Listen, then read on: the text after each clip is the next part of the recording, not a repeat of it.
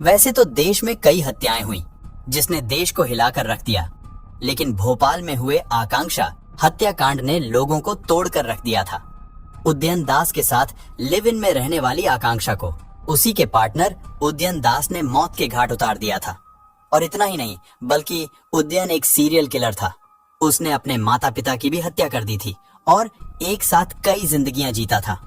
उदयन ने अपने माता पिता और प्रेमिका आकांक्षा को सोशल मीडिया के सहारे जीवित रखा था और उनके नाम के फेसबुक अकाउंट से खुद को ही कैसे हो बेटा और जानू नाम से पोस्ट करता था। लेकिन कहते हैं ना कि बूढ़े काम का अंत एक दिन जरूर होता है, और कुछ ऐसा ही हुआ उदयन दास के साथ। लेकिन दोस्तों, वीडियो में आगे बढ़ने से पहले एक छोटा सा रिक्वेस्ट है।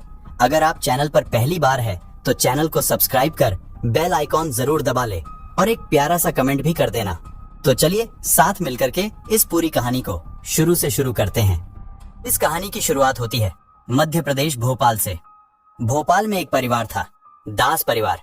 इस परिवार में 3 लोग होते हैं, पिता वीके दास, माता इंद्राणी दास और इन दोनों का इकलौता बेटा उदयन दास, जो कि एक बहुत ही रईस परिवार होता है। और वहीं दूसरी ओर पश्चिम बंगाल के बंकरा की रहने वाली देवेंद्र शर्मा की बेटी आकांक्षा। इन दोनों की मुलाकात, यानी उदयन दास और आकांक्षा की मुलाकात 2007 में होती है। उदयन दास एक रईस परिवार से आता था, इस कारण उसका विदेश में आना जाना लगा रहता था। इसी के चलते उदयन दास ने आकांक्षा से कहा कि तुम चिंता मत करो, मैं तुम्हारी नौकरी विदेश में पक्की करवा दूंगा। और यह बात सुनकर आकांक्षा बहुत खुश होती है और अब उसे ये लगने लगा कि मुझे मेरे सपनों का राजकुमार मिल चुका है, क्योंकि अब उदयन दास के माध्यम से ही आकांक्षा का सपना पूरा होने वाला था। लेकिन एक दिन वो भी आता है जब आकांक्षा को एक विदेशी कंपनी से मेल आती है कि आपका जॉब अप्रूवल हो चुका है, अब आप जॉब ज्वाइन कर सकते हैं। आकांक्षा जॉब ज्वाइन तो कर सकती थी, लेकिन बात ये थी कि वो डायरेक्ट विदेश नहीं जा सकती थी। उसे उदयन दास के पास जाना जरूरी था, क्योंकि वही सब कुछ करवा के दे रहा था। अब आकांक्षा अपने घर वालों को ये बताकर निकलती है कि वो विदेश में नौकरी करने जा रही है। अब आकांक्षा पूरी तैयारी के साथ घर से निकलती है, लेकिन वो जाती है भोपाल उदयन दास के पास। भोपाल पहुंचने के बाद अब वो उदयन दास के साथ लिव इन में रहना शुरू कर देती है। हालांकि उदयन दास आकांक्षा को ये कहता रहता है, कुल मिलाकर बोले तो उदयन आकांक्षा को झूठ बोलते रहता है कि कोई बात नहीं, अभी प्रॉब्लम आ गई है, लेकिन बहुत जल्दी ही मैं तुम्हारी नौकरी विदेश में पक्की करवा दूंगा। अब दोनों आराम से रह रहे थे, कोई प्रॉब्लम नहीं थी और सब कुछ नॉर्मल सा चलता जा रहा था। आकांक्षा भी अपने घर वालों से बात करती थी, लेकिन सिर्फ सोशल मीडिया के माध्यम से। फिलहाल दोनों को लिव इन में रहते रहते 6 महीना होने वाला था और इन्हीं 6 महीनों में दोनों में काफी झगड़ा लड़ाई शुरू हो चुकी थी। झगड़ा शुरू होने का अनेक कारण था, जैसे कि आकांक्षा जिसके लिए वो आई थी, यानी कि उसे विदेश में नौकरी करने के लिए जाना था, लेकिन वो अभी तक जा नहीं पाई थी। और दूसरा कारण ये है कि उदयन दास को शक हो रहा था कि कहीं उसकी सारी सच्चाई आकांक्षा को पता तो नहीं चल गई। अब कारण जो भी हो, लेकिन इसका परिणाम बहुत ही भयानक होने वाला था। 19 जुलाई 2016 ये वो दिन था जब आकांक्षा के घर वाले उसके घर लौटने का इंतजार कर रहे थे, लेकिन इंतजार करते करते 19 जुलाई की सुबह से शाम हो जाती है। अब शाम से अगले 20 तारीख की सुबह हो जाती है, लेकिन आकांक्षा घर नहीं लौटती। अब घर वाले भी परेशान होने लगे, क्योंकि शुरू में तो 2-3 दिन में बात हो जाती थी, फिर 2-2 महीने में, और ऐसा करते करते 2016 से 2017 आ जाता है और अब 3-4 महीने बीत चुके थे। घर वालों की आकांक्षा से बिल्कुल भी बात नहीं हो पाई थी। अब आकांक्षा के घर वाले पहुंच जाते हैं पुलिस थाने रिपोर्ट लिखवाने के लिए और वहां पर बताते हैं कि लास्ट टाइम आकांक्षा ने कॉल करके बताया था कि वो घर वापस आने वाली है और उसने टिकट भी खरीद लिया है, लेकिन अभी तक वो घर नहीं लौटी। अब घर वाले पुलिस को आकांक्षा का नंबर देते हैं और लास्ट टाइम जिससे बात हुई थी उसी नंबर के माध्यम से पुलिस वाले आकांक्षा के बारे में पता लगाना शुरू कर देती है। अब जैसा कि आकांक्षा के घर वालों ने बताया था कि उनकी बेटी विदेश में नौकरी करने के लिए गई है, लेकिन यहाँ पर पुलिस वालों को शक होने लगा कि अगर वो विदेश में नौकरी करने के लिए गई है तो वो इंडियन नंबर से डायरेक्ट कॉल कैसे कर सकती है। अब पहले तो पुलिस ने उस नंबर को ट्रेस किया। ट्रेस करने के बाद पता चला कि ये नंबर तो भोपाल में एक्टिव है। ये खबर सुनकर उसके घर वाले शॉक हो जाते हैं। अब पश्चिम बंगाल की पुलिस भोपाल की पुलिस से कांटेक्ट करती है और उस लोकेशन पर पड़ताल करती है जहां पर वो नंबर इंडिकेट कर रहा था। वहां पहुंचने के बाद पुलिस वालों की मुलाकात उदयन दास से होती है और उदयन दास ही आकांक्षा का नंबर इस्तेमाल करता आ रहा था। आपकी जानकारी के लिए बता दूं कि उदयन दास ही आकांक्षा बन करके इतने समय से आकांक्षा के घर वालों से बात करते आ रहा था।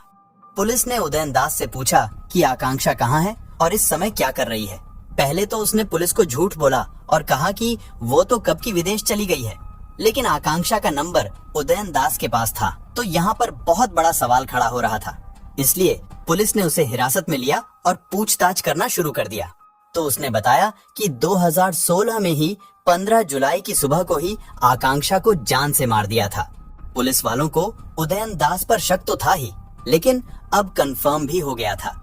जिसके बाद पुलिस वालों ने उससे पूछा कि आखिरकार तुमने ऐसा क्यों किया, और अगर तुमने उसे जान से मारा है तो उसकी लाश को कहाँ फेंका है।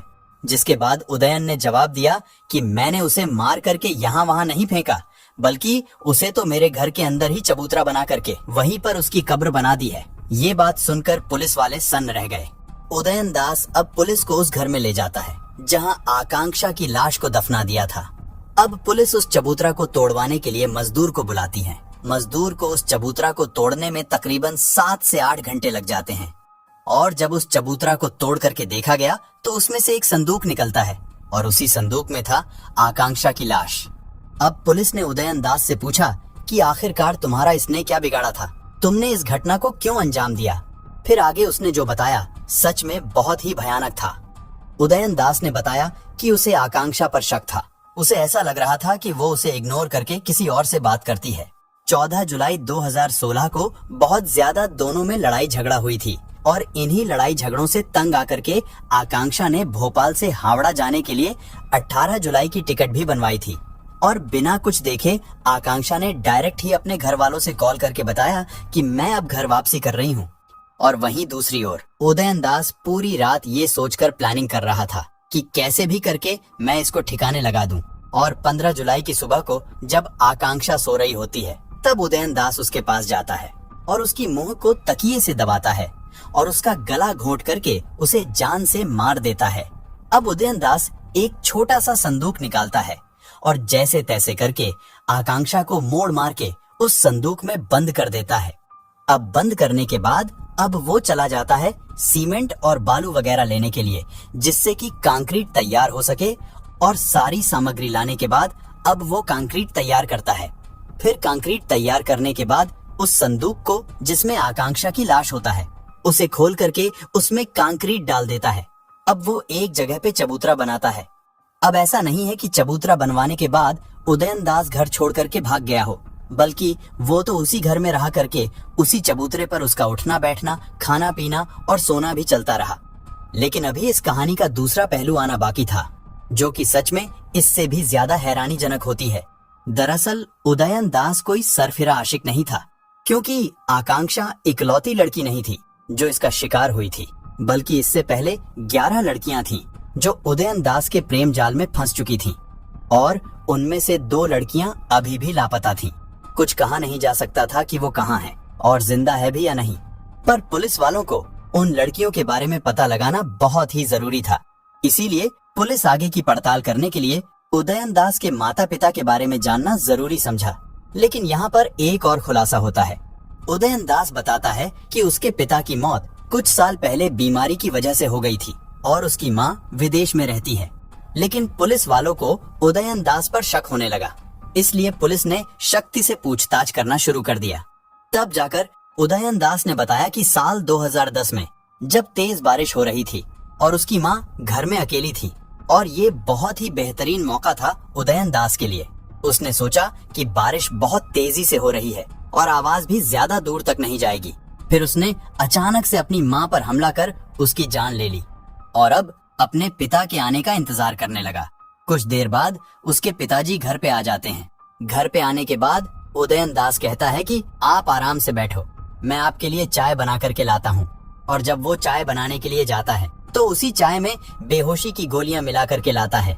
अब चाय पीने के बाद उसके पिता बेहोश हो जाते हैं और बेहोशी की हालत में ही उसने अपने पिता को भी मार देता है।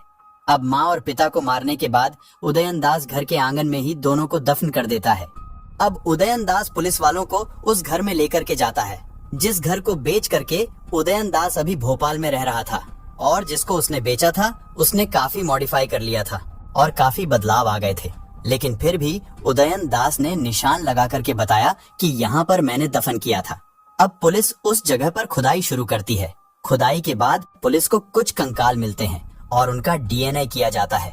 डीएनए कराने के बाद पता चलता है कि सच में ये तो इसके माता पिता ही हैं, जो कि इसने खुद ही मार करके दफन कर दिया था। जिसके बाद सारे सबूतों और कुछ गवाहों को पेश करके इसे उम्र कैद की सजा हो जाती है और इस तरह इस कहानी का अंत हो जाता है। तो दोस्तों, आज की ये वीडियो कैसी लगी और आपके हिसाब से उदयन दास को कौन सी सजा होनी चाहिए था, कमेंट बॉक्स में जरूर बताना। और अगर आपको हमारी ये मेहनत पसंद आई हो तो वीडियो को एक लाइक करके शेयर भी करना और क्राइम की दुनिया से जुड़ी